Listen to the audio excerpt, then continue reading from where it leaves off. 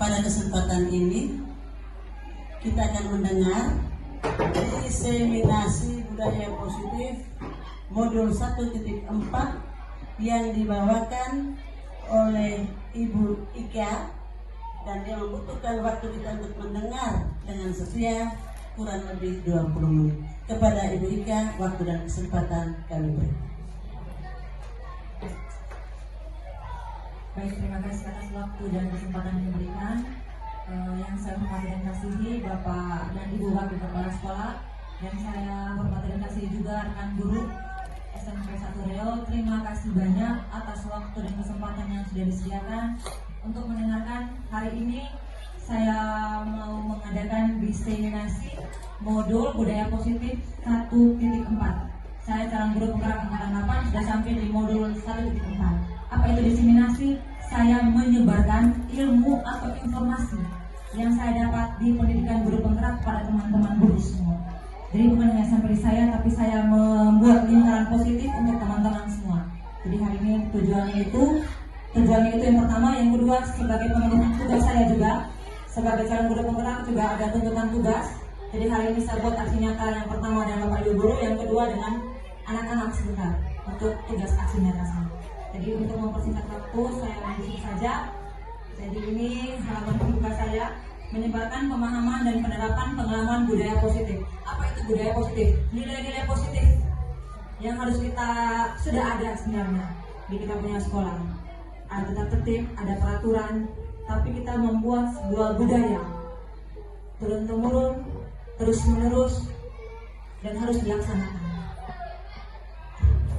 Jadi konsep inti dari materi modul yang saya pelajari, konsep inti budaya positif itu yang pertama ada perubahan paradigma, sebentar akan saya sampaikan. Yang kedua nanti ada disiplin positif. Yang ketiga ada nilai-nilai kebajikan. Yang keempat ada kebutuhan dasar manusia. Yang kelima ada motivasi perilaku manusia. Yang keenam posisi kontrol guru. Yang ketujuh keyakinan kelas. Dan yang kedelapan segitiga restitusi. Ada 8. Jangan bilang karena banyak nama, saya sudah ringkasnya. Jadi saya sampaikan sebentar yang inti-intinya saja. Baik, yang pertama, pembelajaran dengan paradigma baru. Pembelajaran dengan paradigma itu sesuatu cara pandang yang baru. Selama ini kita kan kurikulum 2013, kita sudah mengikuti implementasi kurikulum Merdeka juga. Jadi yang diharapkan akan kita implementasikan pembelajaran dengan paradigma baru. Di mana kurikulum Merdeka ini kan pembelajarannya bukan ikut kita punya gaya, tapi ikut gayanya anak. Pembelajaran visual, audio, kinestetik. Jadi itu yang dimaksud dengan berdiferensiasi. Itu kata-kata yang kita dengar kalau di kurikulum Merdeka. Itu tujuan maksudnya itu adalah pembelajaran yang mengikuti gaya modelnya anak. Terbiasa dari kita tapi dari anak. Oke. Jadi saya lanjut saja. Pembelajaran paradigma baru merupakan pembelajaran yang dirancang berdasarkan prinsip pembelajaran berdiferensiasi. Saya sudah jelaskan tadi, diferensiasi tadi itu mengikuti gayanya anak, sehingga para peserta didik belajar sesuai dengan kebutuhannya untuk mewujudkan profil pelajar Pancasila. Kita selama ini dengar profil pelajar Pancasila yang bagaimana sih? Ada 6 komponen dalam profil pelajar Pancasila. Jadi kita tidak tahu, profil pelajar Pancasila, oke, anak tujuannya profil pelajar Pancasila, kita tahu dulu. Ada 6, sudah kelihatan mungkin. Yang pertama itu beriman dan bertakwa pada Tuhan Yang Maha Esa dan berakhlak mulia. Itu yang pertama. Yang kedua, berkebinekaan global. Yang ketiga, mandiri. Yang keempat, bergotong royong. Yang kelima, bernalar kritis. Dan yang keenam, kreatif. Itu semua yang diharapkan dalam implementasi kurikulum Merdeka nantinya. Keenam aspek itu dalam profil pelajar Pancasila. Jadi bukan hanya omong profil pelajar Pancasila, tapi 6 aspek itu harus kita penuhi juga. Saya lanjut. Ya, kenapa adanya budaya positif ini? Karena ada miskonsepsi, ada perbedaan pemahaman konsep tentang teori kontrol. Selama ini kita punya anggapan terhadap anak muridnya kita, ada peserta didiknya kita, bahwa kalau kita kritik mereka dan kalau kita buat mereka merasa bersalah, maka akan menguatkan mereka punya karakter. Nantinya mereka akan jadi baik nantinya. Itu yang pertama. Yang kedua, kalau kita beranggapan bahwa kita sebagai orang dewasa, mereka anak-anak, berarti mereka berhak untuk mengikuti apa yang kita mau. Yang ketiga, kalau kita sebagai seorang guru di sekolah, berarti kita bisa mengontrol murid seenaknya. Itu yang mau kita luruskan pemahaman konsepnya lewat materi budaya positif ini. Oke, saya lanjut yang kedua sudah. Disiplin positif, pengantarnya dari disiplin itu berasal dari kata disiplina yang artinya belajar. Konsep disiplin positif bisa mengontrol diri sendiri berdasarkan nilai kebajikan yang diyakini. Jadi disiplin positif itu apa? Disiplin positif itu kita bisa mengontrol kita pun diri sendiri untuk bertanggung jawab tanpa adanya paksaan. Itu yang nantinya kita harapkan dan kita punya peserta didik. Di sekolah kita ada peraturan, ada tata tertib yang sudah baku. Yang mereka masuk sekolah kelas 7, kelas 8, kelas 9 kita bacakan, otomatis mereka harus ikut. Tidak. Kalau disiplin positif ini, nanti mereka sendiri yang buat, mereka punya nilai-nilai yang harus buat mereka bertanggung jawab. Ya pelan-pelan, tidak langsung jadi, tidak, tapi bertahap. Yang kita harapkan nanti kita punya anak murid tanpa kita tegur, mereka sudah seragam rapi. Tanpa kita tegur, mereka sudah bersepatu. Tanpa kita tegur, ada jam kosong, mereka sudah dalam kelas. Seperti itu yang diharapkan. Jadi tujuan penerapan disiplin positif itu untuk menumbuhkan kesadaran, untuk memberdayakan peserta didik tanpa imbalan penghargaan, ancaman atau hukuman. Itu yang harus kita hindari. Selama ini ya kalau kau disiplinnya bagus atau kau sikapnya bagus, berarti kita kasih penghargaan lewat pujian. Atau kalau mereka tidak mau mentaati kita punya peraturan, berarti kita kasih ancaman, kita kasih hukuman. Itu yang harus kita hindari. Tanpa ada semua itu harus muncul dari mereka diri sendiri, bahwa saya berdisiplin positif itu harus muncul dari mereka diri sendiri untuk bertanggung jawab. Ya, disiplin positif sebagai pendidik, tujuan kita menciptakan peserta didik yang memiliki disiplin diri sehingga mereka berperilaku berdasarkan nilai kebajikan yang diyakini dan harus memiliki motivasi intrinsik dalam perubahan tingkah laku ke arah yang lebih baik. Motivasi intrinsik seperti yang saya bilang tadi, motivasi yang ada dari mereka punya diri sendiri, bukan dari luar. Kalau ekstrinsik itu dari luar, itu seperti kalau mereka harus disiplin positif berarti harus ada penghargaan, harus ada ancaman atau hukuman, berarti mereka mau disiplin. Tidak, harus dari mereka punya diri sendiri. Harus mereka sadar, mau bertanggung jawab. Itu yang dimaksud dengan motivasi intrinsik. Lalu apa itu nilai kebajikan? Saya akan bicarakan sebentar nilai kebajikan, bagian yang ketiga atau keempat sebentar. Ya, yang ketiga. Apa itu nilai-nilai kebajikan? Nilai positif yang disepakati bersama, terlepas dari suku, bangsa, agama, bahasa maupun latar belakang. Nilai-nilai kebajikan itu nilai-nilai positif. Di sini ada saya tampilkan ada 2 contoh. Itu ada profil pelajar Pancasila yang sudah sampaikan tadi, ada 6. Itu nilai-nilai kebajikan. Kayak contohnya, saya kemarin kelas 9 yang sudah tamat, saya menerapkan teknologi. Berarti masuk sudah di kreatif. Berarti saya sudah menjalankan program profil pelajar Pancasila. Salah satunya tadi kreatif. Bernalar kritis, misalkan mereka mengikuti lomba, kita paksa mereka untuk mengikuti lomba cerdas cermat, bukan paksa, kita bimbing, kita dukung mereka mengikuti lomba cerdas cermat, OSN dan sebagainya. Itu sudah masuk di bernalar kritis. Berarti itu sudah masuk di profil pelajar Pancasila. Seperti itu maksudnya. Lalu keterampilan hidup yang harus mereka miliki, dapat dipercaya, lurus hati, jujur, pendengar yang aktif dalam kelas, tidak merendahkan orang lain dan memberikan yang terbaik. Itu yang dimaksud dengan nilai-nilai kebajikan. Nilai-nilai positif. Kita semua ada nilai-nilai mengandung negatif, tapi yang harus bermakna positif. Sedikit saja agar mudah diingat. Di sebelah itu gambarnya itu ada gambar kertas stick notes. Itu nanti bisa saja kalau misalkan saya guru kelas 9 matematika, setelah saya ada bahasa Indonesia, setelah saya ada bahasa Inggris, bisa saja saya buat untuk kelas itu, bisa juga dipakai oleh guru-guru yang berikutnya, ditempel di kelas. Dengan melihat itu, karena mereka yang buat, tanpa kita tegur, ya sudahkah ini ibu mau mengajar? Tidak perlu. Kita hanya ingatkan mereka, sudah buat keyakinan kelas, bagaimana? Kalian sendiri yang buat, sudah sepakati? Sudah. Itu yang kita harapkan, pelan-pelan kita giring mereka. Itu yang saya dapat dari materi ini. Lalu yang berikut, sesuai dengan kondisi kelas dan sekolah sehingga mudah diterapkan. Lalu yang terakhir, semua warga sekolah, warga kelas dilibatkan saat membuat keyakinan kelas. Seperti yang saya bilang tadi, tidak bisa saya sendiri. Tidak bisa. Kita saling kerjasama. Kata keren dalam pendidikan guru penggerak, kolaborasi. Tidak bisa saya buat keyakinan kelas atau disiplin positif saya sendiri, tidak bisa. Tanpa didukung oleh Bapak Ibu guru semua, tidak bisa. Saya hanya bisa menggerakkan lingkaran positifnya saya, orang-orang terdekat saya. Dengan cara apa? Saya yang berbuat. Saya tidak bisa, tolong Kak, saya buat begini. Atau tolong ya, kalau teman akrab atau buat begini. Tidak. Dimulai dari saya sendiri. Saya yang buat, mudah-mudahan apa yang saya buat cukup dilihat oleh teman-teman, dihayati, direfleksikan. Kalau baik, pasti kita akan mengarah ke arah yang lebih baik. Ya, ini sudah materi terakhir. Saya mau materi terakhir, semua kepala habis. Ya, segitiga restitusi. Untuk menyelesaikan kita punya masalah semua, kita menggunakan segitiga restitusi. Ini juga saya penasaran habis waktu mengikuti materi dari Ibu Diva. Saya bingung sekali karena tidak dijabarkan secara lengkap. Maksudnya dijabarkan atau mungkin saya yang ngantuk atau tidak pahami dengan baik. Segitiga restitusi itulah proses dialog yang dijalankan oleh guru agar dapat menghasilkan murid yang mandiri dan bertanggung jawab. Kenapa segitiga? Ada 3 tahap. Restitusi itu apa? Dialog. Kita menyelesaikan masalah tidak langsung dengan begini dalam kelas. Kau ribut, ya sudah sini kau. Itu berarti berpikir lambat, tidak pakai strategi. Kita harus berpikir cepat. Oh, kalau satu berpikir itu tidak mungkin, dia tidak ulang lagi sebentar. Berarti saya harus pakai strategi. Bagaimana caranya? Oke, saya panggil pelan-pelan mungkin. Atau mungkin saya omong.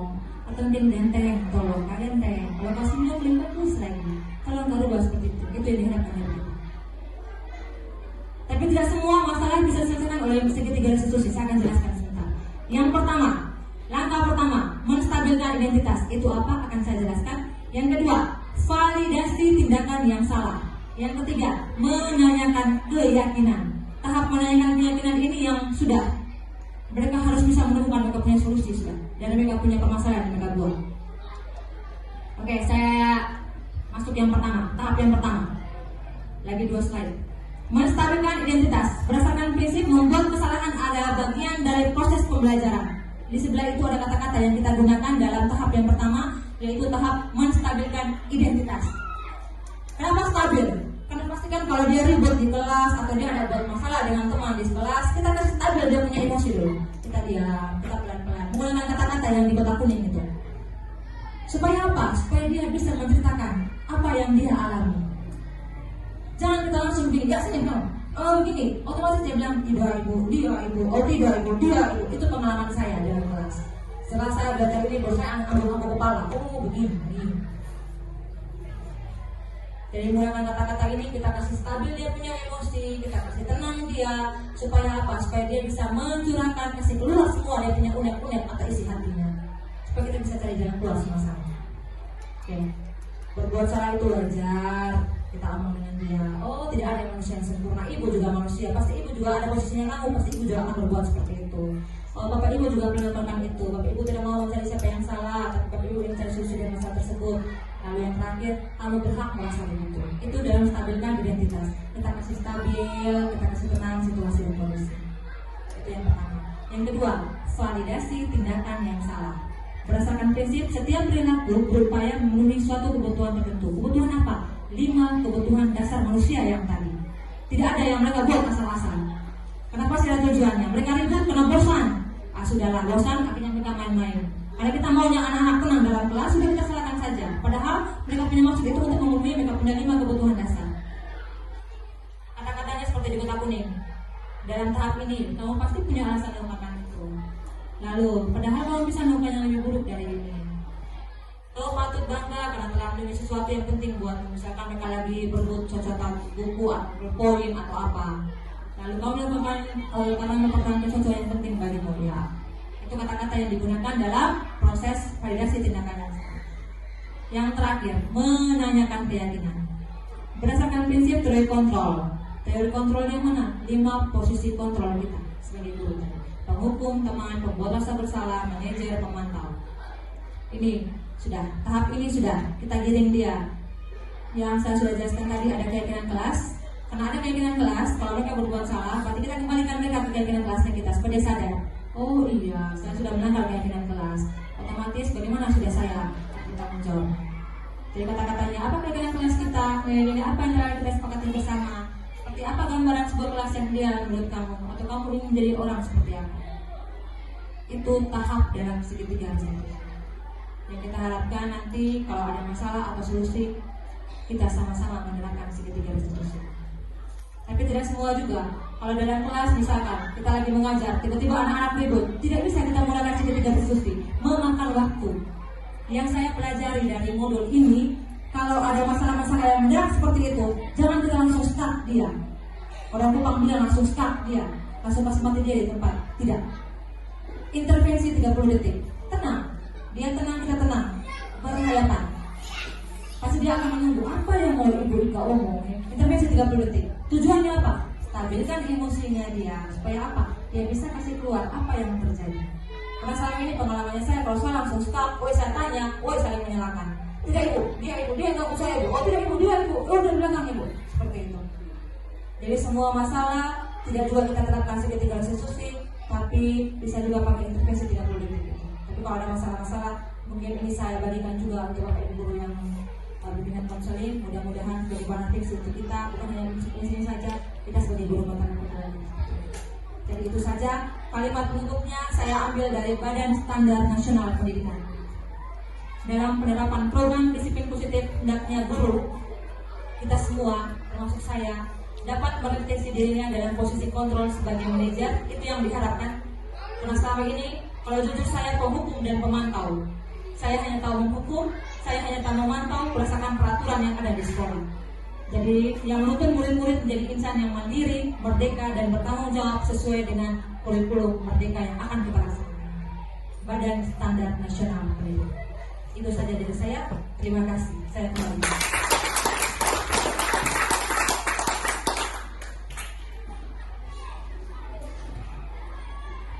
Terima kasih kepada Ibu Ika yang telah menyampaikan diseminasi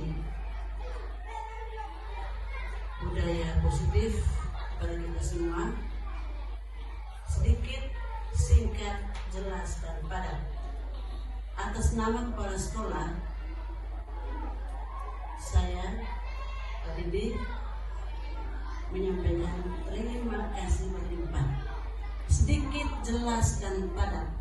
Dan ini materi pas untuk kita. Dan sekali lagi atas nama kepala sekolah, kami berharap agar apa yang disampaikan oleh Ibu Ika dapat kita laksanakan dalam tugas kita ke depan. Ini yang sangat positif. Ibu Ika sebagai guru dan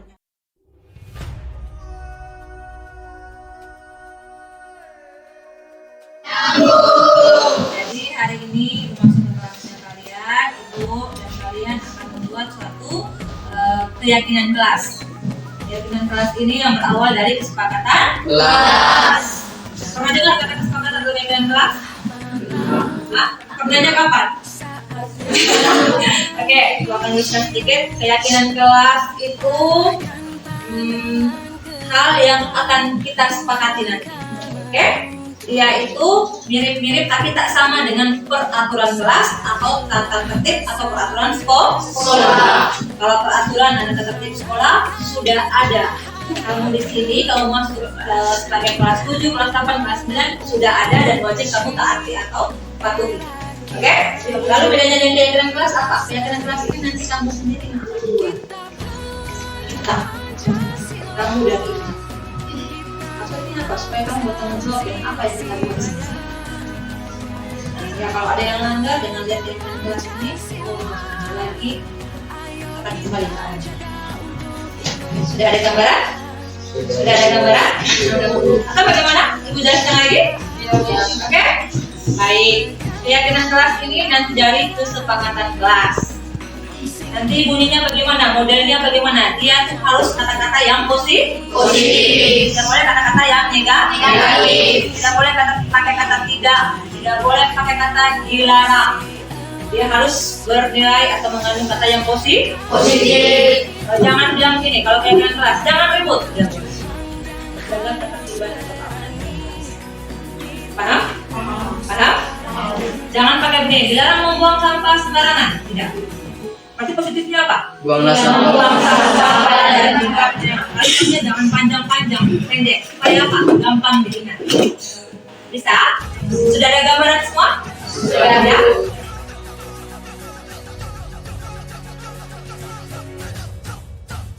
Kita pelajar Pancasila, kita bernafas dalam sila-silanya. Kita pelajar Pancasila, ayo kita jaga untuk Indonesia. Kita pelajar Pancasila, kita bernafas dalam sila-silanya. Kita pelajar Pancasila, ayo kita jaga untuk Indonesia.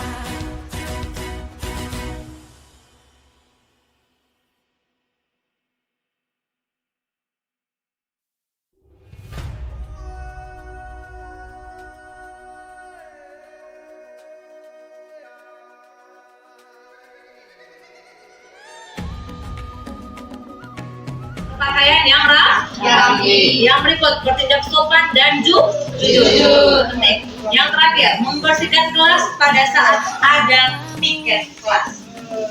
Ada berapa staff? 8. Dari sini pimpinan kelas dari kelas 9. Ke depan, Tuhan kan menuntunmu. Sadarilah masa berganti, tantangan kan kita hadapi. Bergandeng tangan untuk negeri, era kita menanti berseri. Kita pelajar Pancasila, kita bernafas dalam sila-silanya.